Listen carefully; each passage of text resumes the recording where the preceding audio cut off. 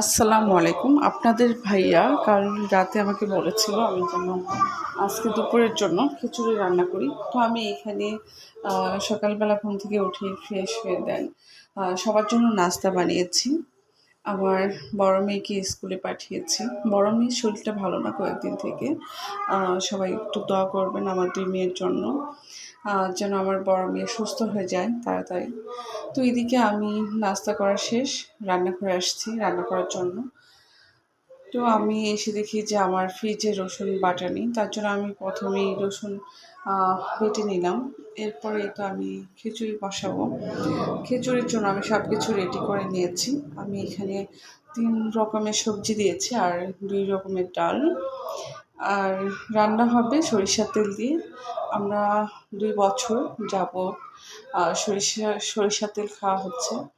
মা সাদা তেলও নিয়ে আসে, কারণ সবটার মধ্যেই আবার সরিষার তেল ভালো লাগে না। তার জন্য সাদা তেলও নিয়ে আসা হয়। তো এখানে আমি সবজি দিয়ে ভালোভাবে এটা কষিয়ে নিব। আর যেহেতু বুটের ডাল আছে, ডালটা আমি দিয়ে অনেকক্ষণ আমি কষিয়ে নিব, যতক্ষণ পর্যন্ত ডাল সিদ্ধ না হচ্ছে। খিচুড়ি আমি যখনই খিচুড়ি রান্না করি আমার মায়ের কথা মনে পড়ে যায়। আমার আম্মা মাশাআল্লাহ অনেক সুন্দর খিচুড়ি রান্না করতে পারে। আসলে প্রত্যেকটা মায়ের হাতের রান্নাই হচ্ছে, মানে কি বলবো, অতুলনীয়। তুলনা হয় না। বা হ্যাঁ, এটা প্রত্যেকটা মাদের রান্নার মধ্যে না ভালোবাসা থাকে। তার জন্যই মনে হয় এত মজার হয়। তো এখানে আমি খিচুড়ি বসিয়ে দিয়েছি। দিয়ে আমি অনেকগুলো বাসনগুলো ধুয়ে এখানে সালাদের জন্য আমি লেবু, টমেটো, পেঁয়াজ, কাঁচামরিচ কেটে নিচ্ছি। তো আমার মা আমি দেখতাম যখন স্কুল কলেজে পড়ি, প্রত্যেক শুক্রবার আসলে আমার মা খিচুড়ি রান্না করতো। আর আমাদের জামালপুরের ভাষায় একটা কথা বলি, সেটা হচ্ছে চাল বিরিয়ানি। এটা হয়তো অনেকেই চিনেন। ছোলা বুট দিয়ে পোলাওয়ের যে চালটা এটা বিরিয়ানি করেন, এটাকেই বলা হয় চাল বিরিয়ানি। তো আমার আম্মা কখনো খিচুড়ি কখনো বা চাল বিরিয়ানি করতো এটা, মানে প্রত্যেক সপ্তাহে এটা থাকতোই। আর আমার ২ টা কাজিন ছিল, তারা কীভাবে জানি বুঝতে পারতো যে আম্মা খিচুড়ি রান্না করতেছে। ওরা আসতো, "কাকি আপনি খিচুড়ি রান্না করতেছেন, আমরা কিন্তু আজ যাচ্ছি না।" তো আমার আম্মা ওরা থাক বা না থাক, যখনই খিচুড়ি রান্না করেছে তাদের জন্য রেখে দিয়েছে বা তাদের জন্য পাঠিয়ে দিয়েছে। তো এই একটা ভালোবাসা, মানে আগে যে আত্মীয়-স্বজনের মধ্যে যে একটা ভালোবাসা, মিল মহব্বত ছিল, এটা না এখন আর নেই। হ্যাঁ, এরকম দেখা যায় না, আর নেই এরকম।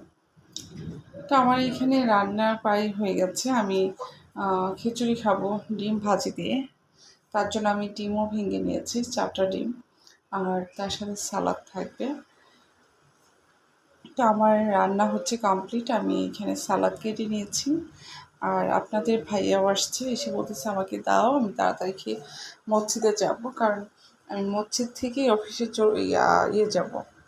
অফিসে যাব। জোহরের নামাজ পড়বে। আর আপনাদের ভাইয়া মাশাআল্লাহ ৫ ওয়াক্ত নামাজ পড়ে। দোয়া করবেন সবাই যেন কন্টিনিউ নামাজ করতে পারে, ৫ ওয়াক্ত নামাজ যেন পড়তে পারে। ও নামাজে যাবে, তার জন্য তাড়াহুড়া করতেছে। আর এদিকে আমার খিচুড়ি হয়ে গেছে, আমি সবার জন্য বেড়ে নিলাম। আর এদিকে আমার ছোটো বোন বেড়ে দিচ্ছিল, আমি সবাইকে দিচ্ছি একটা একটা করে।